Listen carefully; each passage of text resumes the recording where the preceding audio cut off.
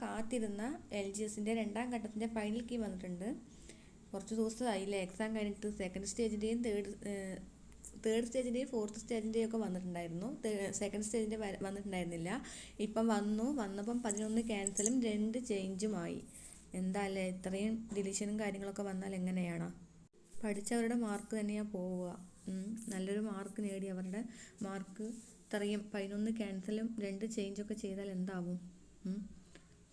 അപ്പം നമുക്ക് നോക്കാം ഏതൊക്കെ ക്യാൻസലാക്കിയിട്ടുണ്ട് എന്നുള്ളത് കേട്ടോ. 7ാമത്തെ ആൻസർ ഇല്ല കേട്ടോ. 7ാമത്തേന് ആൻസർ ഇല്ല, നോ. 7-നില്ല.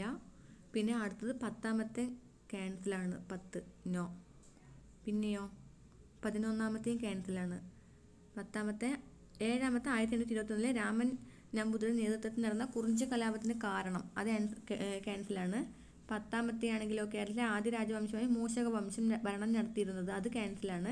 പിന്നെ 11ാമത്തെ ലോക ജൂനിയർ ചെസ് ചാമ്പ്യൻഷിപ്പിൽ ജേതാവായ ഇന്ത്യക്കാരി, അതും ക്യാൻസലാണ്. പിന്നെ 20ാമത്തെ വിദ്യാഭ്യാസത്തിൻ്റെ ദേശീയ മാതൃകയെപ്പറ്റി നിർദ്ദേശിച്ച ഡോക്ടർ DS കോത്താരി കമ്മീഷൻ്റെ ശുപാർശ താഴെ പറയുന്നത്, അതും ക്യാൻസലാണ്. ഇതിലൊക്കെ എന്താ തെറ്റെന്ന് അറിയില്ല കേട്ടോ. അതും ക്യാൻസലാക്കി അവർ.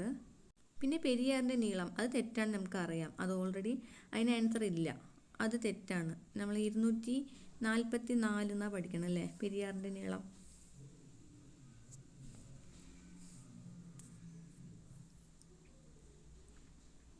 പിന്നെയോ 45ൻ്റെ ആൻസർ ക്യാൻസലാക്കിയിട്ടുണ്ട്. 45ൻ്റെ എന്തായിരുന്നു? സാമ്പത്തിക വളർച്ചയുമായി ബന്ധപ്പെട്ട് ശരിയായ പ്രസ്താവന, അതിനും നോയാണ്, ആൻസർ ഇല്ല എന്ന്.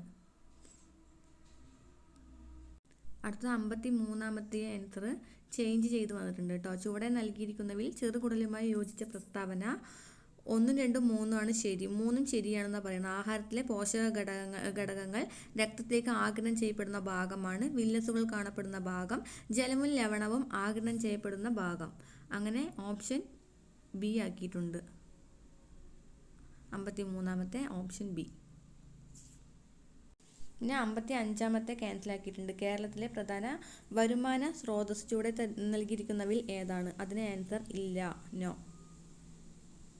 പിന്നെ 74ാമത്തെ ഓപ്ഷൻ ആൻസർ ഇല്ല എന്നാണ് പറയുന്നത്. ജീവിതശൈലി രോഗനിയന്ത്രണ പദ്ധതിയുടെ പേര്, അതിന് ആൻസർ ഇല്ല, നോ. 74ാമത്തെ. പിന്നെ 78ാമത്തെയും ക്യാൻസലാണ്. ഏത് രോഗത്തിൻ്റെ രോഗവ്യാപനം കണക്കിലെടുത്താണ് ലോകാരോഗ്യ സംഘടന ആരോഗ്യ അടിയന്തരാവസ്ഥ പ്രഖ്യാപിച്ചത്? അതിന് ആൻസർ ഇല്ല എന്നാണ് പറയുന്നത്, ക്യാൻസൽ ചെയ്തിരിക്കുന്നു. പിന്നെ 83ാമത്തെ മാത്സും ക്യാൻസലാക്കിയിട്ടുണ്ട് കേട്ടോ.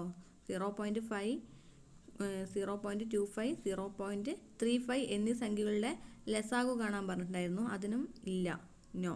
83ാമത്തെയും നോ. പിന്നെ 86ാമത്തെയും ക്യാൻസലാക്കിയിട്ടുണ്ട്. x/221, അതിൻ്റെ ആൻസറും ഇല്ല. 86ാമത്തെ നോ.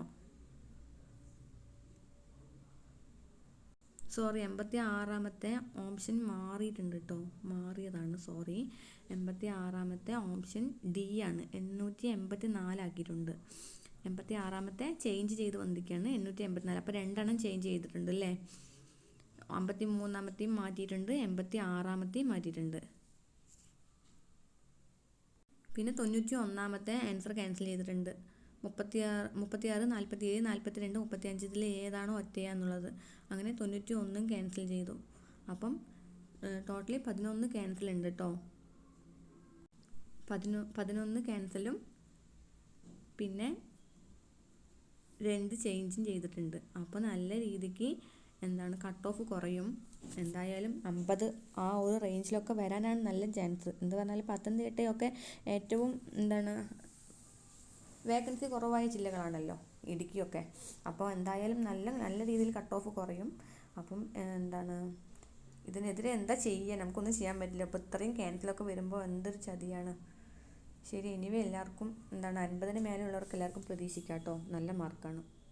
Thank you.